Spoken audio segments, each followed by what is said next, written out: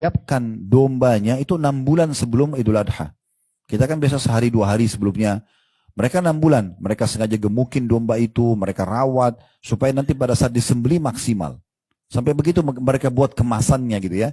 Bagaimana supaya maksimal dalam beribadah kepada Allah Subhanahu wa taala. Jadi ini bulan puasa, bulan kesehatan, bulan maksimal pahalanya gitu ya. Kemudian yang ketiga, bulan pengampunan, pembersihan dosa-dosa masa lalu. Ini pemutihan kalau bahasa kita biasa di perusahaan, diputihkan kesalahannya. Bagaimana gembiranya seorang staf di perusahaan kalau buat kesalahan, lalu perusahaan mengadakan pemutihan. Ada mungkin pemerintah pemutihan pajak, pemutihan apa? Tidak ada lagi tuntutan yang datang kepada dia. Nah, itu bahasa agama kita pengampunan, dibersihkan dosa. Berarti kalau pembersihan dosa terjadi, nggak ada hukuman dan semua fasilitas kembali. Nah seperti itu. Makanya kisah Nabi Adam alaihissalam, beliau waktu dia mengatakan kepada Allah dalam satu riwayat, ini kami jelaskan di Tabligh Akbar serial Nabi kemarin di Blok M ya. Itu salah satu riwayatnya dia mengatakan, ya Allah, bukankah engkau menciptakan aku dengan kedua tanganmu? Bukankah engkau meniupkan ruh yang kau ciptakan kepadaku? Bukankah begini dan engkau masuk aku dalam surga? Dan seterusnya. Semua Allah mengatakan iya. Lalu kata Adam alaihissalam, aku telah berbuat salah wahai Tuhanku. Apakah kalau aku memohon ampun dan bertobat kepadamu, engkau akan kembalikan aku ke dalam surga? Kata Allah SWT, iya. Jadi penyebabnya pelanggaran terjadi dan supaya tidak datang hukuman tambahan atau ada hukuman datang dan kembali fasilitas itu dengan bertaubat. Nabi Adam alaihissalam waktu kalau kita baca Al-Quran, dia tidak mengatakan, ya Allah kembalikan aku ke surga. Tapi dia mengatakan, Rabbana zalamna anfusana wa in lam taghfir lana wa tarhamna lanakunanna minal khasirin. Ya Tuhan kami telah menzalimi diri kami. Kalau seandainya engkau tidak ampuni kami, kasihani kami, kami termasuk orang-orang yang rugi. Maka dengan itu Allah Subhanahu wa taala memaafkannya. Kisah Nabi Yunus alaihissalam waktu beliau tinggalkan Nainawa, negeri yang dia ditugaskan untuk berdakwah di Irak gitu ya. Dia tadinya akadnya, semua nabi-nabi itu akadnya dengan Allah ibu sekalian, tidak boleh tinggalkan lokasi dakwah sebelum ada perintah.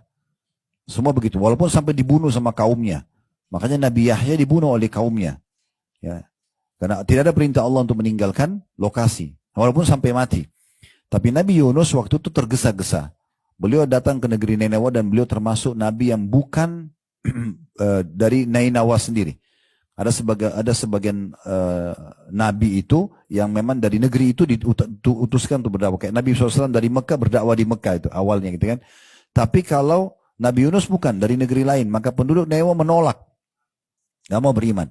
Nabi Yunus berdoa, ya Allah tolong berikan aku lokasi lain. Allah belum jawab. Tapi Nabi Yunus tergesa-gesa. Beliau tinggalkan lokasi Nainawa dengan harapan dapat lokasi baru. Ternyata itu pelanggaran. Melanggar akad dengan Allah. Allah masukkan dalam perutnya ikan paus, kisah yang masyhur. Apakah pada saat, apa yang Nabi Yunus lakukan pada saat itu? Beliau baca, La ilaha illa anta subhanaka inni kuntu minadh dhalimin. Allah kabulkan. Dengan memohon maaf seperti ini, diputihkan kesalahannya, maka apa yang terjadi? Allah keluarkan dari perut ikan paus, hukumannya berhenti, plus Allah kembalikan dia ke Nainawa, tapi Nainawa waktu itu 100.000 orang penduduknya lebih, semuanya beriman kepada Nabi Yunus. Ya, jadi kembali semua fasilitasnya, gitu kan? Nah seperti itulah. Tapi syaratnya agar kita dapat pengampunan dosa selama Ramadan, lakukan puasa Ramadan karena keimanan dan mengharapkan pahalanya. Sebagaimana sabda Nabi SAW dalam hadis yang sudah sangat masyhur, di antaranya diriwayatkan oleh Imam Ahmad, man shoma ramadhana imanan wa ihtisaba ghufira lahu ma taqaddama min dzambi. Siapa yang berpuasa Ramadan karena keimanan, yakin ini perintah Allah, dan ihtisab, mengharapkan pahalanya. Jadi memang kita mengejar pahala di situ, maka akan dibersihkan dosa-dosanya yang telah lalu. Alhamdulillah. Yang keempat, Ramadan bulan berkah dan bulan penuh dengan rahmat. Berkah artinya tercukupi, ya, atau akan mencukupi. Rahmat, karunia Allah, kasih sayang Allah SWT, rezeki Allah akan melimpah di bulan Ramadan. Disebutkan dalam hadis yang diriwayatkan oleh Imam Muslim, kata Nabi SAW, qad ja'akum syahrul Ramadan syahrun mubarak. Telah datang, kalau pas tiba Ramadan, mau tiba Ramadan, akhir-akhir Sya'ban, Nabi mengatakan, telah datang kepada kalian bulan Ramadan, atau sudah dekat pada kalian bulan Ramadan. Bulan yang penuh dengan keberkahan.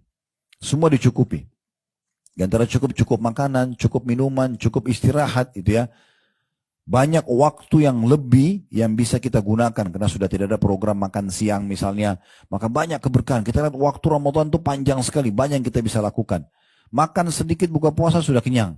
Sahur sedikit sudah cukup dalam seharian. Allah berikan keberkahan. Terdatang kepada kalian bulan Ramadan, bulan yang penuh dengan berkah. Iftaradallahu alaikum siyamah. Allah mewajibkan kalian berpuasa padanya. Fihi yuftahu abwabul jannah.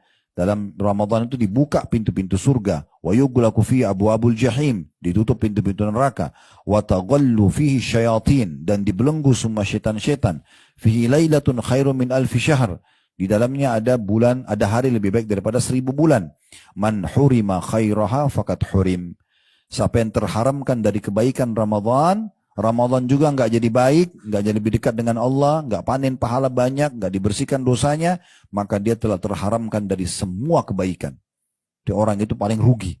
Maka dalam riwayat yang lain dan disahihkan oleh Syekh Albani, disebutkan oleh Al-Mudhir dalam kitab Targhib Tarhib beliau, Nabi SAW naik di mimbar lalu mengatakan amin, amin, amin 3 kali. Waktu turun dari mimbar, kata para sahabat, ya Rasulullah, kami dengar Anda bilang amin, belum pernah kami dengar sebelumnya. Kata Nabi SAW, waktu saya naik mimbar tadi, Jibril datang dan mengatakan kepadaku, hai Muhammad, siapapun yang mendapatkan Ramadan, kemudian Ramadan pergi dan dia belum diampuni, maka celakalah dia. Bilang amin. Kata Nabi SAW, amin. Maksudnya kalau Ramadan saja, satu dunia ini umat Islam semuanya ikuti program. Puasa siang hari, sholat malam di malam harinya, baca Quran, berlumba-lumba cari pahala. Dia tidak baik, lalu kapan dia jadi baik nih? Berarti kalau terharamkan dari kebaikan Ramadan, maka terharamkan dari semua kebaikan. Lalu kata Jibril, hai Muhammad, celakalah. Doakan kecelakaan orang yang mendapatkan kedua orang tuanya, atau salah satunya kemudian meninggal dan belum sempat memasukkannya ke dalam surga. Ya. Maka Nabi SAW mengatakan amin, karena dia tidak berbakti maksudnya. Dan katakanlah, celaka juga, aminkan orang yang mendengarkan namamu disebutkan di depanmu atau di depannya, lalu dia tidak baca salawat kepadamu. Maka Nabi SAW mengatakan amin. Tapi saksi bahasan kita tentang masalah Ramadan. Yang kelima, dibukanya semua pintu surga dan dalilnya sama dengan tadi. Dan di sini ulama berbeda pendapat tentang masalah sabda Nabi SAW dan di dalam Ramadan dibuka pintu-pintu surga. Ada yang dikatakan, ada yang mengatakan maknanya hakiki. Betul-betul pintu surga dibuka walaupun kita belum melihatnya gitu ya. Dibuka artinya dibuka pendaftaran bagi orang-orang yang mau masuk ke surga. Jadi kalau misalnya Pak Ibu-Ibu sekalian ada satu perusahaan membuat iklan, dibuka pendaftaran jadi pegawai di perusahaan ini tanggal 1 sampai 31 Januari. Yang datang mendaftar di waktu ini tentu sangat dekat untuk bisa diterima. Karena dia datang di masa pendaftaran, kan begitu. Nah itu seperti itu Ramadan sebenarnya. Walaupun di luar tanggal pendaftaran tadi, mungkin perusahaan masih butuh pegawai, bisa datang melamar. Tapi beda dengan kalau lagi dibuka lowongan gitu ya. Nah Ramadan ini dibuka lowongan itu. Mau nggak jadi ahli surga? Ini dibuka pendaftarannya, ayo gitu. Makna yang kedua, dan dua-duanya bisa digabungkan, makna kias. Maksudnya kiasan ini adalah siapapun yang karena dibuka peluang banyak amal soleh di Ramadan, maka akan terbuka pintu surga buat mereka. Nah seperti itu. Ini juga keutamaan yang sangat luar biasa gitu ya. Kemudian yang selanjutnya ya, yang keenam, itu ditutupnya pintu-pintu neraka. Dan ini juga maknanya ada yang mengatakan secara zahir, nampak memang begitu. Ya, nampak memang seperti itu, artinya ditutup semua pintu neraka, sehingga tidak ada orang yang didaftarkan ke neraka. Bisa juga bermakna adalah ditutup pintu neraka artinya ada ya penghapusan nama-nama orang yang bisa masuk ke dalam neraka. Seperti sabda Nabi SAW, dan di setiap malam dari malam-malam Ramadan ada Allah memiliki utaqa'u minan nar. Orang-orang yang diselamatkan dari api neraka gitu ya. Jadi sebenarnya kita punya kesempatan juga peluang untuk menghapus nama kita dari penghuni neraka di bulan Ramadan. Karena umumnya orang di saat itu berhenti dari pelanggaran-pelanggaran agama. Yang ketujuh, dibelenggunya setan-setan. Jadi yang selama ini selalu menyesatkan manusia, menggoda mereka, justru di bulan Ramadan diberhentikan. Bukan berarti mereka tidak menggoda, tapi mereka hanya tidak seleluasa di luar Ramadan. Dalam hadis yang lain, kata Nabi SAW, dan hadis ini diriwayatkan oleh Tirmidzi, "Idza kana awwalu lailatin min syahr Ramadan suffidatis syayatin wa maradatul jin." Apabila datang awal malam Ramadan, maka setan-setan dan jin-jin yang sangat jahat dibelenggu. Belenggu itu biasanya leher, 2 telapak tangan, 2 kaki. Ya, tapi masih bisa melihat, ya, masih bisa berbicara. Jadi bukan dimatikan misalnya atau dikurung. Ya. Ini dibelenggu, artinya mereka masih bisa menggoda. Ya, karena setan itu bisa membisikkan, bisa meniup, ya begitu ya. Yang disebutkan dalam beberapa ayat Al-Quran. Dan mereka dibelenggu.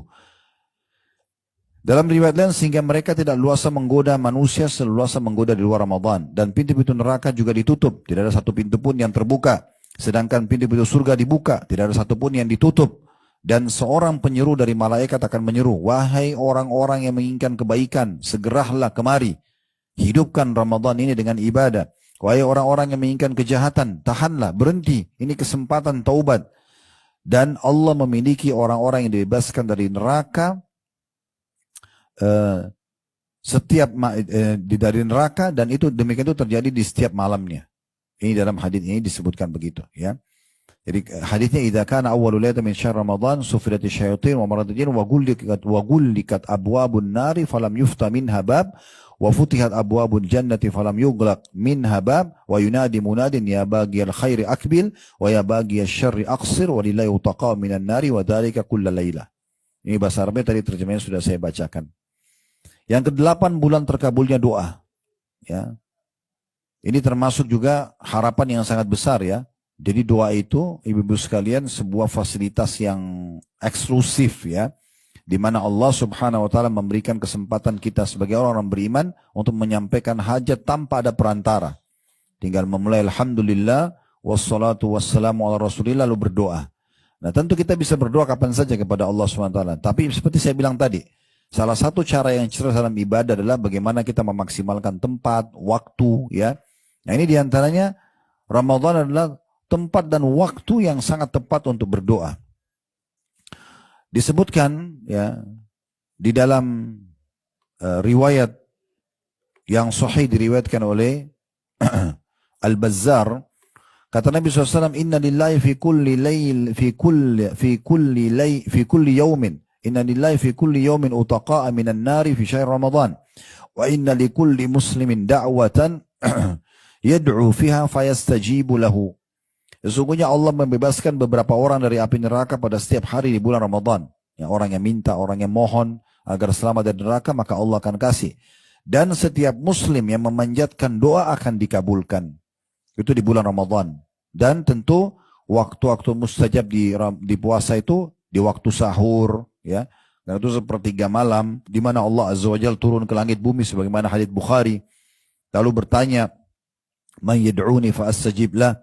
Siapa yang berdoa maka saya, ya, kabulkan. "Man yas'aluni fa a'tiya."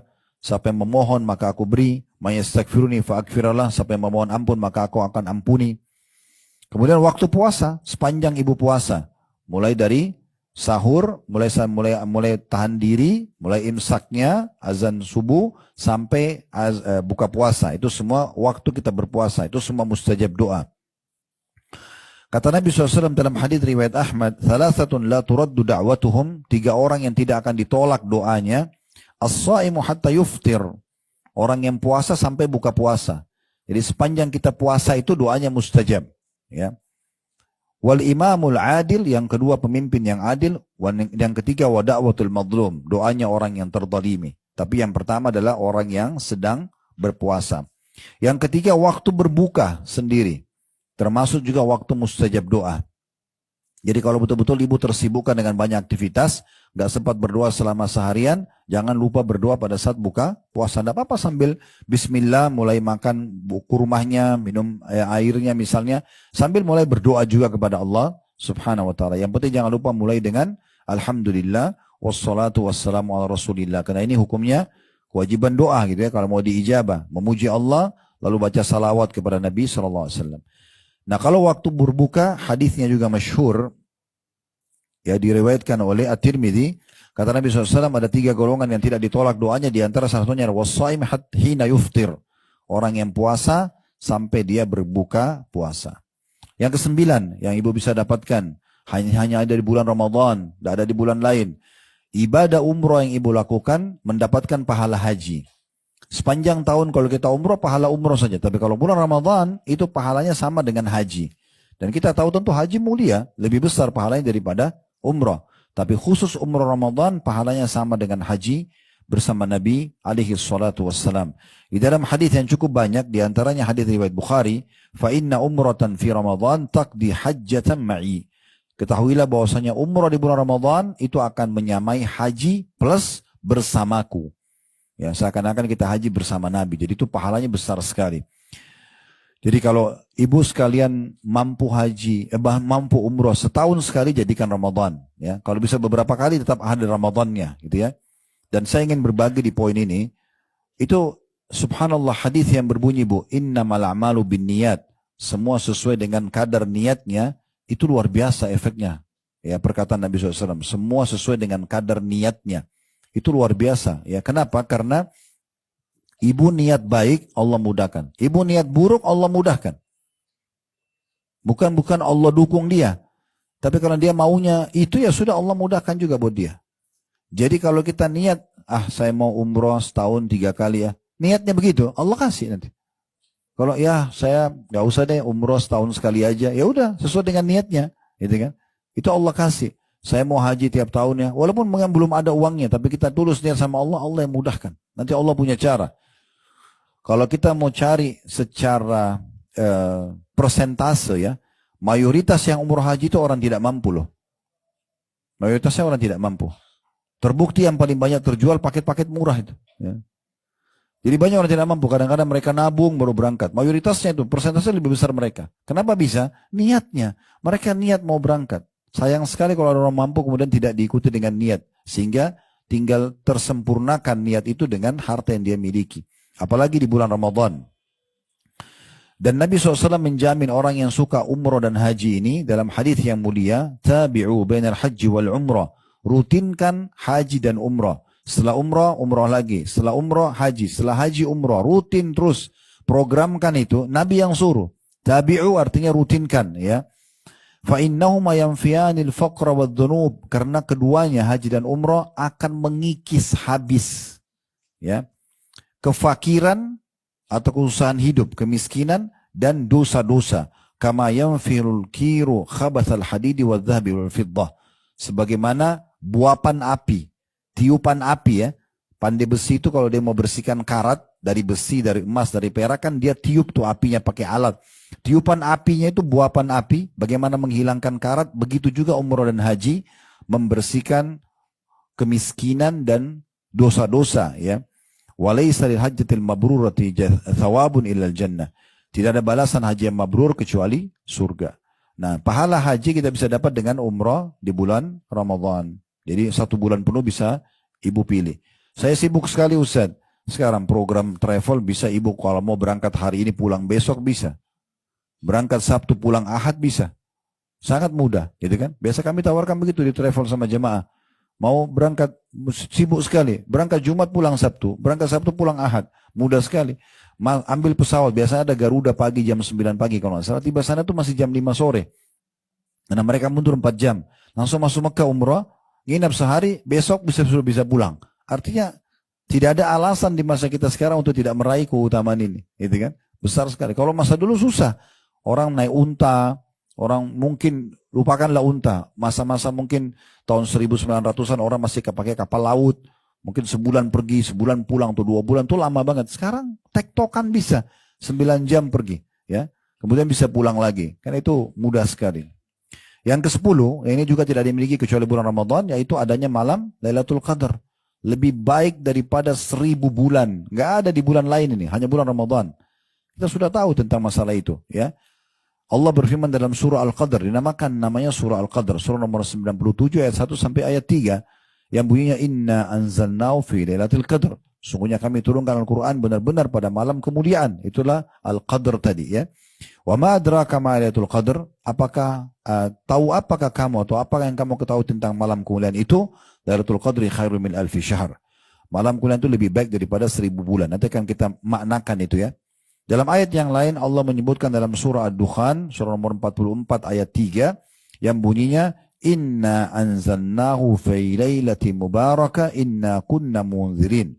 Sesungguhnya kami benar-benar menurunkan Al-Quran pada satu malam yang diberkahi. Itulah malam Al-Qadr. Dan sungguhnya kamilah yang memberi peringatan. Nah, di sini orang banyak melalaikan masalah ini. Ya. Oleh karena itu saya ingin berbagi. Ya, ibu-ibu kalau mau beli pakaian, baju lebaran dari sekarang. Jangan akhir Ramadan. Ya. Akhir Ramadan itu malam-malam ganjil. Malam Lailatul Qadar, bukan di mall. Bukan di pasar, gitu kan. Tapi dipersiapkan dari sekarang. Sekarang tukang jahit masih kosong orderannya, masih bisa milih, banyak waktunya. Jangan masuk Ramadan, mulai 1 Ramadan udah selesai urusannya nih. Ya, semua sudah siap. Ya, sebagaimana ibu belanja untuk kebutuhan 1 bulan makan, sahur, buka puasa, nah sama pakaiannya segala macam. Jadi dari sekarang dipersiapkan gitu ya. Itu lebih baik. Karena kadang-kadang kita di Indonesia ini sayangnya awal Ramadan ramai masjid. 3-4 hari seminggu pertama, setelah itu kosong. Sampai makin akhir makin kosong masjid itu. Padahal justru malam mulia ini di situ. Malam mulia itu di situ. Dan apa kata Nabi SAW tentang menghidupkan malamnya Lailatul Qadar? Man qama Lailatul Qadri imanan wa ihtisaba, ghufira lahu ma taqaddama min dzambi. Siapa yang mendirikan malam Lailatul Qadar dengan keimanan dan mengharapkan pahalanya, maka dibersihkan dosa-dosanya yang lalu. Dan kata Nabi SAW, ini tentunya hadis yang masyhur, ya diriwayatkan oleh Bukhari. Dalam riwayat Bukhari yang lain kata Nabi SAW, taharru Lailatul Qadri fil witri min al-ashril awakhir min Ramadan. Kejar Lailatul Qadar itu di malam-malam ganjil dan 10 malam terakhir di bulan Ramadan. Apa maknanya 1000 bulan? Kalau kita hitung ini supaya lebih mudah difahami, 1000 bulan mungkin agak sulit orang faham. 1000 bulan itu Bu sama dengan 83 tahun plus 4 bulan. Maknanya, rinciannya, kalau ibu baca subhanallah sekali aja, pas Lailatul Qadar, sama dengan pahalanya subhanallah 1000 bulan. 83 plus 4 bulan. Sedekah 1000 rupiah, sama dengan sedekah 1000 bulan. Sholat malam sama dengan 1000 bulan. Terus begitu. Semua dilipat gandakan seperti 1000 bulan. Ini nggak ada kecuali di Ramadan. Maka maksimalkan. Justru 10 terakhir Ramadan itu, Nabi SAW lebih menguatkan ikatan sarung beliau dan membangunkan istrinya untuk sholat malam bersama-sama. Jadi kalau malam-malam lain tidak seperti itu, tapi malam 10 terakhir luar biasa. Sampai ada hukum i'tikaf di masjid dan seterusnya. Maka ini dimaksimalkan ya. Ini juga kalau kita korelasikan dengan tadi umroh Ramadan, kalau ibu bisa ambil yang akhir Ramadan itu lebih tepat lagi. Sehingga bisa mengejar di malam-malam ganjil itu. Yang ke-11 ya, ini bulan pelipat gandaan pahala. Kita bisa melipat gandakan tambahan pahala. Artinya kalau puasa Ramadan kita bisa dapatkan 30 hari pahala puasa kalau dia 30 hari ya. Kita masih bisa mendapatkan pahala lebih dari itu. Ya, misalnya kita mau 60 pahala, 90 pahala, kelipatan 30 lah ya, karena 30 hari Ramadan. Bagaimana caranya? Dengan membuka puasakan orang. Gitu ya. Ini selalu kita kejar, buka puasakan orang. Ibu walaupun maaf lagi haid, tetap bisa raih pahala ini. Ya, menyiapkan mungkin buka puasa buat suami atau masjid dekat rumah gitu ya. Biasanya itu saya tahunya di Indonesia itu ada bagus juga program ya. Sebagian Pak RT atau Bu RT biasanya buat program masjid atau marbu masjid gilirkan buka puasa dari rumah-rumah ya. Tapi ada sebagian keluarga yang unik nih. Begitu tiba gilirannya dia masih tanya, oh sudah giliran saya ya. Seakan-akan dia heran kenapa gilirannya tiba. Harusnya kalau bisa dari awal Ramadan ibu sudah blok masjid dekat rumah. Semua buka puasa dari saya ya. Nah gitu itu benar. Atau kalau tidak bisa semuanya, kurmahnya aja. Kalau tidak bisa air mineral. Ini sering saya sampaikan kalau mau Ramadan. Air mineral itu kan 1 dus isinya 48 gelas ya. Antara 25.000 sampai 20.000 sampai 30.000 saja harganya. Kalau kita bisa nyumbang 1 hari 1 dus air mineral saja, misal. Dan itu dikasih 1 orang. Kalau Ramadan kan orang semua buka puasa di masjid. Maka diminum oleh 48 orang. Artinya hari itu kita dapat 49 puasa. Kita satu dengan 48 orang lain. Karena waktu Nabi SAW sampaikan hadis tentang man fattara sha'iman, siapa yang buka puasakan orang yang puasa, kana lahu mithlu ajri ghaira annahu la yanqus min ajri sha'imin syai'a. Dia akan mendapatkan pahala seperti orang yang dia buka puasakan tanpa dikurangi sedikit pun. Ada sahabat yang nyeletuk gini, ya Rasulullah, tidak semua orang bisa buka puasain orang. Bayangan sahabat ini mungkin yang seperti kita bayangkan nasi lengkap, sama segala macam, mungkin 1 porsi bisa 50.000. Kalau mau dapat 1 masjid 1.000 orang, banyak banget misalnya perharinya. Maka Nabi bilang, Sesungguhnya Allah akan memberikan pahala buka puasa itu pada siapapun yang memberikan walaupun sebutir kurma, walaupun seteguk air, walaupun susu yang dicampur dengan air. Kalau susu pun tidak bisa sempurna, dicampur air supaya dia bisa jadi 2 gelas, tetap dapat. Gitu kan. Nah itu pahala yang luar biasa yang harusnya jangan disia-siakan. Jadi programin dari sekarang. Kami di yayasan buat program itu. Kita bukain di menjelang Ramadan itu, kita bukain kurma yang per 10 dus. Siapa saja yang mau sebarin silakan. Gitu kan, tinggal hubungi yayasan, nanti bisa dapat harga khusus lalu disebarin. Mau sebarin sendiri boleh atau yayasan yang bagikan untuk meraih pahala. Sebagaimana juga tadi saya bilang, kita juga buka peluang di Ramadan untuk buka puasakan orang di Mekah ya, untuk meraih pahala lebih besar. Nah ini diantaranya pelipat gandaan pahala dengan meraih pahala puasa orang lain gitu ya. Bisa juga dengan kita tambah program seperti membagi-bagikan Al-Quran ya, walaupun sekarang sudah banyak orang pakai aplikasi di handphone ya. Kalau ibu misalnya punya dapat aplikasi Quran yang bagus, misalnya ibu lalu kirim ke grup. Ini aplikasi Quran bagus nih, mungkin ada yang pakai misalnya. Atau kalau tidak, kita beli fisik mushafnya.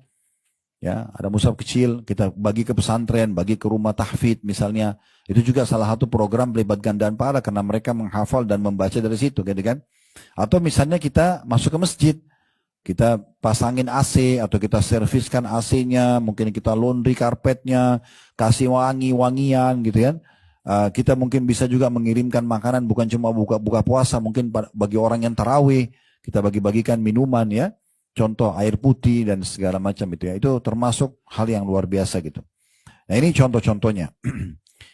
Yang ke-12 peningkatan kualitas ya ibadah seorang muslim. Ini juga tadi sudah kita singgung sedikit ya. Tapi di antara programnya itu adalah kualitas ibadah secara khusus ya. Karena kita mau nggak mau harus puasa di saat itu. Berarti kualitas ibadah puasa kita meningkat secara otomatis. Kalau Senin Kamis kan masih pilihan, ayam ulima Senin. Tapi kalau Ramadan nggak bisa. Ibu kalau nggak ada udzur haram dosa kalau tinggalin puasa Ramadan. Termasuk dosa besar gitu ya. Kalau sengaja tanpa udzur. Punya udzur pun misalnya sakit, haid, ya, itu tetap dibayar di hari lain. Karena wajibnya puasa Ramadan itu. Nah ini berarti ada peningkatan kualitas ibadah dari sisi puasa. Begitu juga dengan sholat. Ya. Karena ada motivasi untuk menjaga sholat di bulan Ramadan. Di luar Ramadan juga iya. Tapi Ramadan orang umumnya menjaga sholatnya. Terutama masuk dalamnya bukan lagi sholat wajib, sholat sunnah pun seperti sholat tarawih, ya itu. Karena kata Nabi SAW, "Man qama Ramadhana imanan wa ihtisaba, ghufira lahu ma taqaddama min dhanbi." Siapa yang mendirikan malam Ramadan dengan sholat, maka diampuni dosa karena keimanan dan mengharapkan pahalanya, diampuni dosa-dosanya yang lalu, kan gitu. Nah, tarawih ini ibu-ibu sekalian sama ya. Tarawih, qiyam Ramadan, qiyamul lail, tahajud sama. Sama semua. Cuma kalau Ramadan namanya tarawih. Tarawih artinya santai. Kenapa? Karena khusus Ramadan dimudahkan oleh Allah SWT sholat malam tidak harus di tengah malam. Habis sholat ba'diyah isya sudah bisa kita sholat tarawih. Dan ini minimal kalau orang yang tidak sholat selama setahun ya 11 bulan sholat tahajud, maka minimal dalam buku amalannya nanti ada tercatat tarawih. Gitu kan? Karena semua orang kerjakan dan mudah. Dia tidak mengantuk, habis ba'diyah isya masih mudah orang kerjakan. Oleh karena itu ini perlu untuk dijaga ya, untuk dijaga. Dan diusahakan kalau bisa sholat berjamaah. Ya kalau ibu-ibu pun suaminya lagi ke masjid, pergi aja ke masjid dekat rumah, nggak apa-apa itu ya. Karena ada hadis yang berbunyi man qama ma'al imami hatta yansarif kutiba lahu qiyamu lailah. Barang siapa yang sholat bersama imam sampai selesai. Jadi kalau ibu mau sholat 11 rakaat, cari masjid yang 11 rakaat. Ibu mau sholat 23 rakaat, saya misalnya 20 rakaat, sebab ini sunnahnya untuk dapat keutamaan ini sampai imamnya selesai. Gitu kan? Kata Nabi SAW, siapa yang sholat tarawih maksudnya bersama imam sampai ia selesai, imamnya selesai, maka ditulis untuknya pahala sholat semalam suntuk. Sholat semalam suntuk. Hadis ini riwayat An-Nasai. Di antara program juga peningkatan skill ibadah kita itu adalah i'tikaf, mengikat diri di masjid. I'tikaf itu ada minimalnya bu. Minimalnya itu ibu misalnya antara sholat dengan sholat. Misalnya duhur ke asar, maghrib ke isya itu sudah bisa dihitung i'tikaf. Kalau niatnya mengikat diri di masjid maka namanya i'tikaf. Tapi yang Nabi SAW contohkan itu 20 terakhir Ramadan. Terutama di akhir hidup beliau. Sebelum beliau meninggal dunia, jauh sebelumnya itu biasanya beliau 10 hari terakhir. Tapi sebelum meninggal, tahun terakhir belum meninggal, beliau 20 hari berturut-turut. Ya, dari 20 Ramadan sampai dari 20 Ramadan dari 10 Ramadan sampai 30 gitu ya. Ya itu juga termasuk ya. Dan ini kita dianjurkan untuk lebih mengenal masjid ya. Lebih supaya mendekatkan diri kepada Allah SWT, karena itikaf ini betul-betul mengikat diri di masjid. Dan wanita pun boleh itikaf, cuma memang ada syarat-syaratnya ya. Kalau dia masih gadis, izin walinya, tidak boleh keluar kota, di masjid itu aman, tertutup ya, sehingga wanita kan bolak-balik kamar mandi, ya tidur di situ tidak tersingkap auratnya segala macam. Ada sebagian masjid memang menyiapkan itu ya. Maka itu juga bagus. Di antaranya juga adalah membaca Al-Quran tadi. Ini juga termasuk peningkatan skill. Karena kita mau tidak mau otomatis kita akan belajar Al-Quran sebagaimana tadi keutamannya. Selalu juga bisa sedekah. Dan sedekah di bulan Ramadan pahalanya lebih besar daripada di luar Ramadan. Ya. Karena sedekah di Ramadan itu lebih afdal daripada waktu-waktu yang lain. Ya. Bisa dengan sedekah secara umum, memberikan pakaian, makanan, apakah juga tadi membuka puasakan orang. Intinya itu semua peningkatan skill ibadah kita. Yang yang 13, bulan pengaturan waktu. Ini juga bagaimana kita diajar oleh Allah SWT melalui Ramadan ini kita bisa memanage waktu kita lebih rapi, gitu ya. Kapan kita ibadah, kapan kita aktivitas secara umum, itu Ramadan melatih kita untuk itu, ya. Bahkan kita lebih bisa memahami keberkahan waktu dengan Ramadan. Karena tidak terlalu banyak aktivitas yang berhubungan dengan dunia, ya. Dan Ramadan juga bukan bulan untuk bermalas-malasan. Justru pada saat kita sedang tidak makan, lagi puasa, itu justru sangat bagus ya. Pembakaran hasil makanan itu pun yang masih ada di perut kita atau tubuh kita itu maksimal. Maka itu juga sangat bagus untuk kita lakukan. Ini semua termasuk memanage sebenarnya, tapi lebih kepada memanage waktu. Jadi kita tidur kapan, kita ibadah kapan, semua termanage dengan rapi. Kemudian yang ke-14, bulan peredam syahwat. Karena di bulan Ramadan juga ini, otomatis kita dilatih untuk terbiasa meredam syahwat kita. Suami istri aja nggak boleh berhubungan biologis kalau di tengah hari Ramadan. Apalagi yang bukan suami istri, gitu kan. Berarti dilatih untuk terbiasa bisa mengontrol itu. Makan dan minum tadinya halal, ya. Untuk kita, tetapi di masa puasa kita kontrol, nggak boleh makan dulu. Ini kan berarti ada satu pendidikan yang Allah SWT berikan kepada kita untuk bisa meredam syahwat tersebut. Ya. Dan juga Nabi SAW mengatakan dalam hadis riwayat Bukhari, "Idza asbah ahadukum yawman sha'ima fala yarfuth wala yajhal." Barang siapa di antara kalian yang tiba di pagi hari dalam kondisi berpuasa, maka jangan dia berkata jorok. Tidak boleh bertutur kata yang tidak baik. Itu juga pelatihan yang luar biasa. Dan tidak boleh dia bersikap bodoh. Ya.